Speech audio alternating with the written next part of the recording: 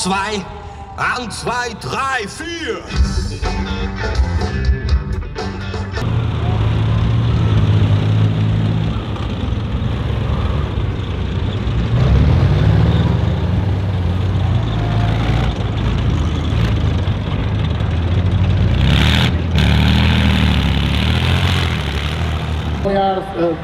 Vozidlo spojov, poštové a aj autobusy, myslím, že to boli nejaké 19 alebo 20 miestne autobusy, ktorých ale všetko Slovensko nebolo moc. No, ale toto bolo, myslím, pôvodne vozidlo požiarne alebo chemické. Ale pozrieme sa viac. Zase sa tam blíži Praga-Triest v skriňovej verzii.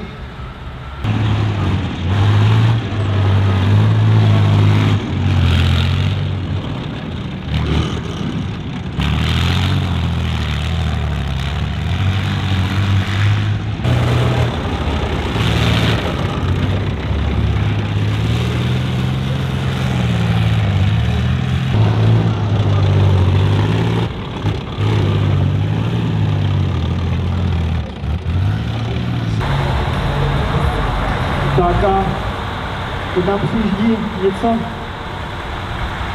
co jsme ještě neviděli. Motocykl.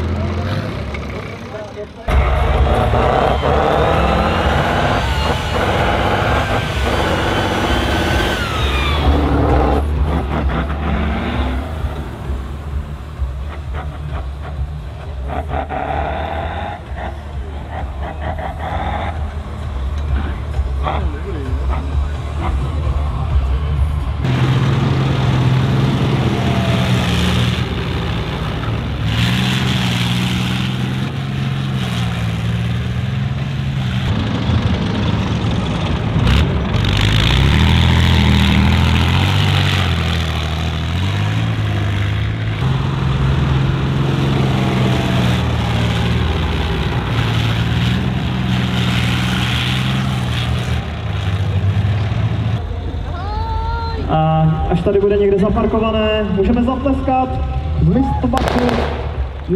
Půlka postavené na podvozku bojového vozidla pechoty, na podvozku BVP-1.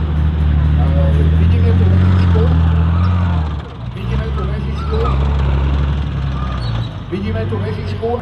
K dalšímu exempláři, k dalšímu účastníkovi tohoto defilé. Igore? Znovu zo strany,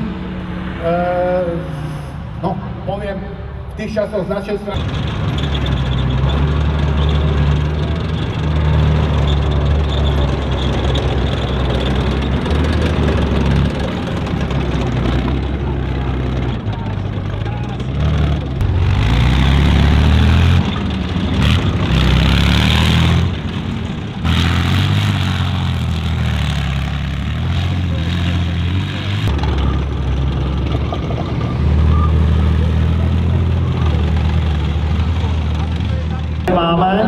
Vidíme ďalší úvaz.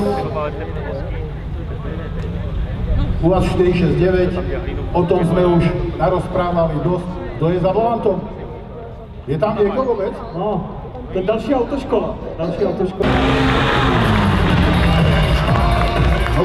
No, krásne.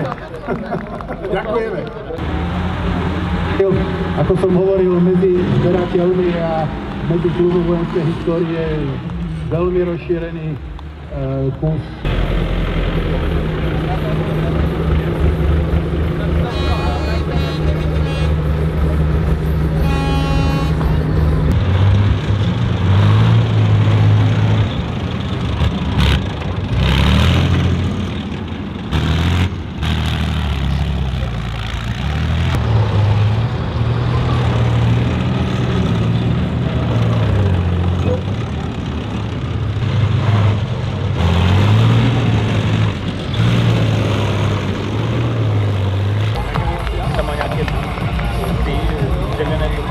No.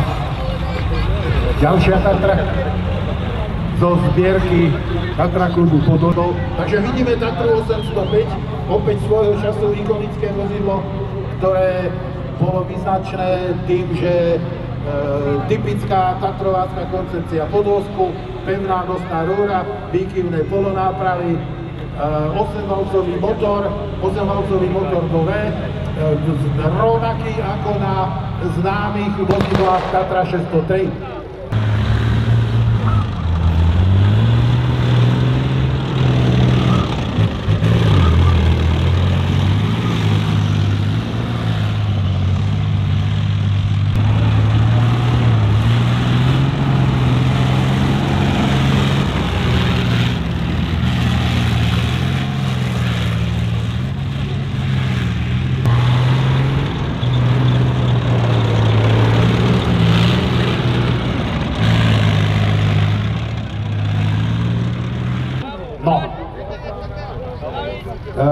Toto vozidlo malo niekoľko prezývok, názvov, Kačena, Kvíčala, ja neviem ešte, ty tomu tvojmu autu ako hovoríš?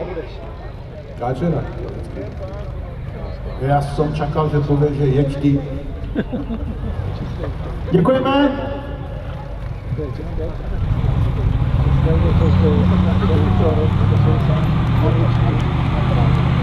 Tak a teď nás čeká další takový netradiční kousek, bych řekl.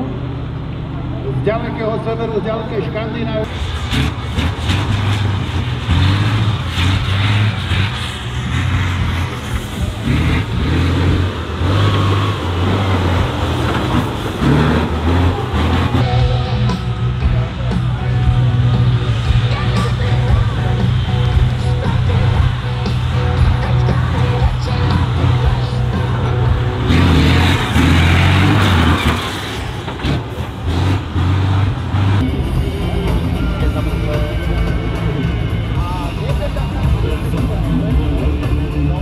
Tak a máme tady další motocykl, jestli správně počítám, tak druhý, třetí. Tak popište tuhle motorku. Tak je to motocykl, je to...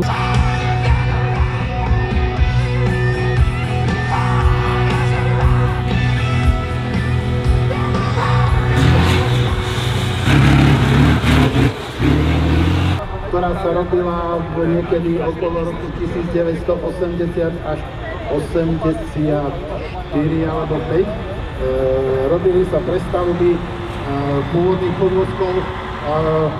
Už vidíte, že zásadný rozdiel oproti tej predchádzajúcej.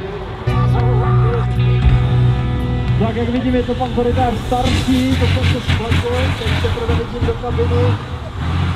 OT65, obrnený transporter OT65, nazývaný aj Fuga. Je to vozidlo maďarskej výroby, známe je tým, že je v ňom motor Čepel. Opäť vy starší si pamätáte vozy Čepel, v ktorých boli, ktoré sa používali mliekári, pekári na zásobovanie. Vidím, že mu jedno kolo dokonca brzdí.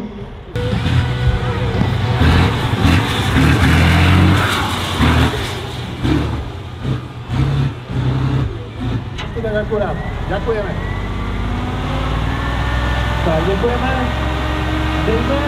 Dejme šoférům a technikům minutu, že neparkování. Teď taky to je nějakou desilou.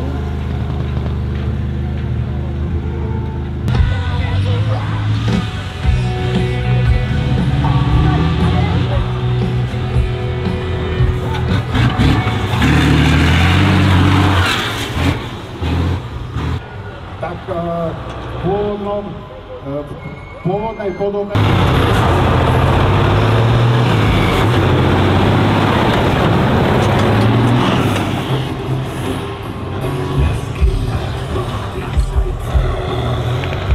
vozidlo z opačnej strany bývalej železnej opony.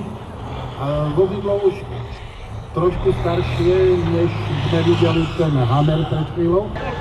ale toto je originálny kolos, tam tá, čo nám na začiatku ukazovala hrubá orientácia, alebo teda to upravovaná, rámy, ochranný rám, motor bol upravovaný,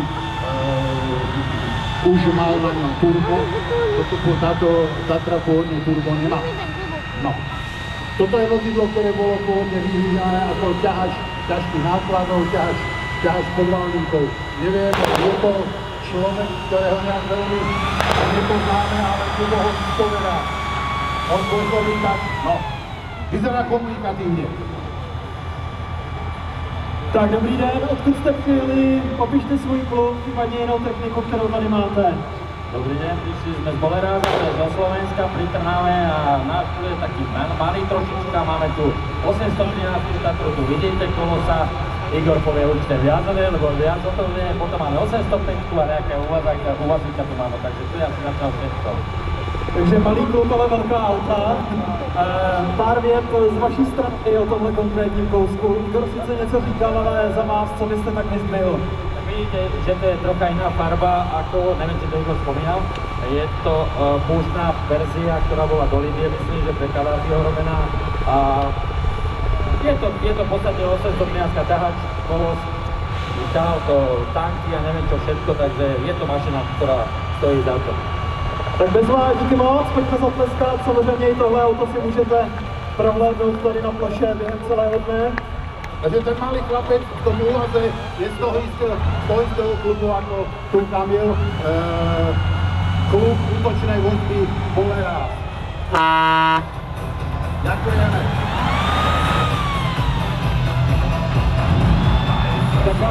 Já bych skoro chtěl říct, že jíždí úplně stejné auto, tak nevím, jestli je tam nějaký rozdíl, protože jsme to viděli kromě barvy třeba. No, v zásade na tejto je iná kabína.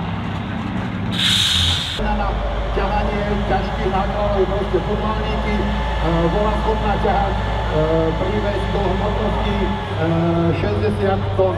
To znamená, že štandardný tank T55 a s odrenými ušami aj tank T72 to na tom podvalníku uviezlo. Toto je auto nie celkom štandardné, alebo proste kabína s takouto formou štandardne neexistovala, ale tá prestavba sa vydarila a pôsobí celkom zaujímavo. Pre úplnosť spomínal sa tu Tatra, tu Podolie, tak za volantom tejto Tatry je práve prezident toho klubu. Prezident to nechtěl mluvit. Mála prezidentov, ktorí nie sú ukecaní.